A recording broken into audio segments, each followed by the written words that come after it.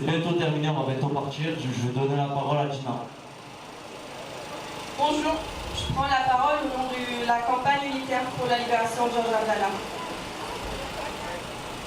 Examinant sa nouvelle demande de libération conditionnelle déposée en juin 2023, le tribunal d'application des peines antiterroristes a déclaré le 15 novembre dernier, dans une décision très argumentée, que notre camarade Georges Abdallah devrait être libéré, à condition qu'il retourne dans son pays, le Liban, qui est prêt à l'accueillir.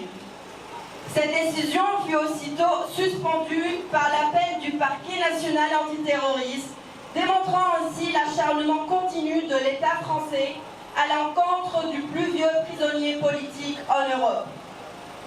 L'audience de la Cour d'appel de Paris s'est tenue le 19 décembre à Paris, durant laquelle le parquet général a combattu la libération de notre camarade, comme il a toujours fait, et a demandé son maintien en prison. Le verdict du tribunal ne sera en effet rendu que le 20 février 2025. La Cour d'appel a ainsi décidé d'infliger à Georges Abdallah une peine supplémentaire de 2 mois, alors qu'il aurait dû être libéré le 6 décembre. Nous rappelons que Georges Abdallah, ce militant communiste, arabe, révolutionnaire et combattant de la résistance palestinienne, a achevé sa peine incompressible depuis 1999 et c'est actuellement dans sa 41e année de détention. Nous rappelons aussi que cette affaire est fondamentalement politique, car les États-Unis, partie civile dans cette affaire, se sont systématiquement opposés aux demandes de libération de Georges Abdallah et ont affirmé lors de la dernière audience que libérer Georges Abdallah serait dangereux pour la région et constituerait un trouble à l'ordre public, notamment parce qu'il continue à contester l'occupation de son propre pays. L'impérialisme états-unien, l'entité sioniste, mais aussi l'État français, partie prenante de l'impérialisme mondial et du sionisme, pèsent de tout leur poids pour condamner Georges Abdallah. Ces puissances impérialistes agissent dans le but d'effacer de l'histoire la mémoire des luttes révolutionnaires.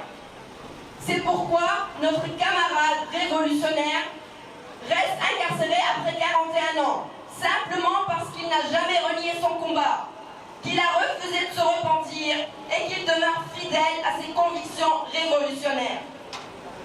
Le maintenir enfermé est une tentative d'éradiquer de la mémoire tout ce qui a été acquis par la lutte.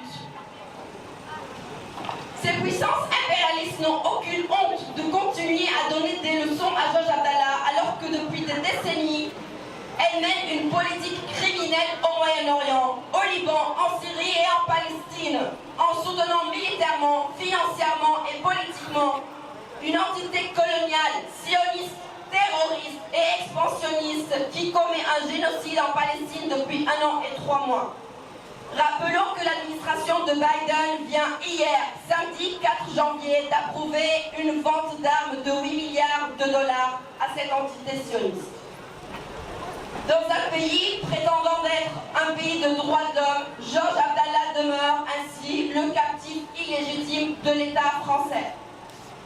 Nous souhaitons affirmer notre soutien indéfectible à cette cause et à ce combat, qui est aussi le combat du peuple palestinien et tous les peuples opprimés pour la liberté et l'autodétermination. Nous affirmons clairement notre soutien à la résistance palestinienne, juste et légitime, qui arrachera la libération de tous les prisonniers et prisonnières palestiniens et de toute la Palestine, de la mer au Jourdain.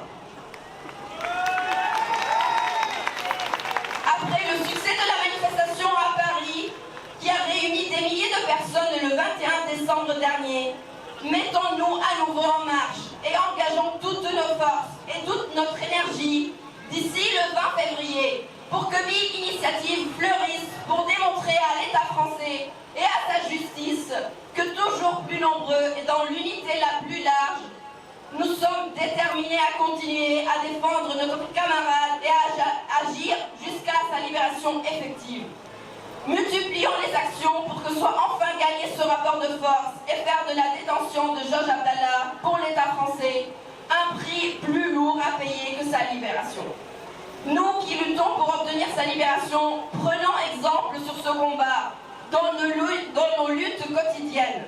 Continuons son combat, agissons avec détermination et conviction solide et ne lâchons rien jusqu'à la victoire.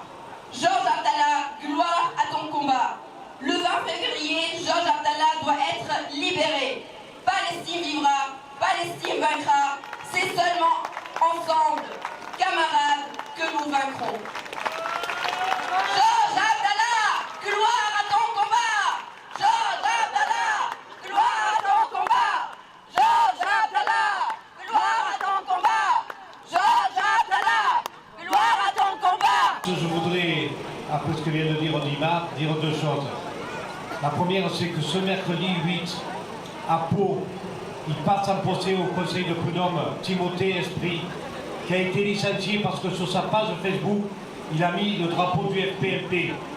Et à cause de ça, son employeur, sans aucune forme de justice, sans même aucune convocation au tribunal, il a jugé nécessaire de le licencier parce que c'était une offense à Israël. Donc le 8, ceux qui peuvent, l'UDCGT organise un départ en car. Moi j'ai la chance de pouvoir y aller, ceux qui peuvent y aller. Évidemment, il faut y aller pour dire oui, Palestine, et oui, on se bat contre le licenciement et Timothée doit être réintégré. Et le lendemain, si vous me le permettez, je me ferai votre porte-parole, puisque le 9, puisque Pau, c'est pas loin de l'Almezan, j'irai voir Georges le matin à 8h30 au Parloir, et je me ferai votre interprète à tous, et je le ferai d'autant plus qu'à la sortie de prison, quand je sortirai moi du Parloir, je serai avec Jean-Paul Delescourt, ce copain secrétaire général de la CGT du Nord, qui a été sanctionné pour apologie du terrorisme et qui sera là devant la prison pour que la CGT s'engage encore plus fort pour la libération de Jean et de tous les prisonniers politiques palestiniens. Donc je transmettrai vos encouragements et vos soutiens. Voilà.